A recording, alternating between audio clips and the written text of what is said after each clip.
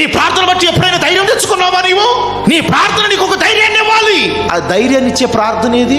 ఎప్పుడు ప్రార్థన చేసినా తూతూ మంత్రం తుమ్మకాయల మంత్రం అన్నట్టుగా చదువుతావు నీ ప్రార్థన. నీ ప్రార్థన నిన్ను నీ పరిస్థితిలో నిలబెట్టేదిగానే ఉందా? నీ ప్రార్థన నీ కష్టంలో నిలబెట్టేదిగానే ఉందా? నీ ప్రార్థన నీ బాధలలో నిన్ను నిలబెట్టేదేనా?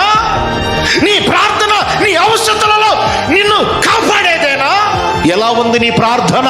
ఎదురవుతున్న పరిస్థితులను బట్టి, ఎదురవుతున్న కష్టాలను బట్టి, ఎదురవుతున్న బాధలను బట్టి క్రైస్తవుడిగా దేవుని బిడ్డలుగా మనం కృంగిపోకూడదు. అవి మన మహిమ కొరకే. వాటిని చూసి నువ్వు భయపడకూడదు. వాటిని బట్టి వాటిలో నువ్వు ఉంటున్నప్పటికీ నీ దేవుని బట్టి నువ్వు ధైర్యం తెచ్చుకోవాలి.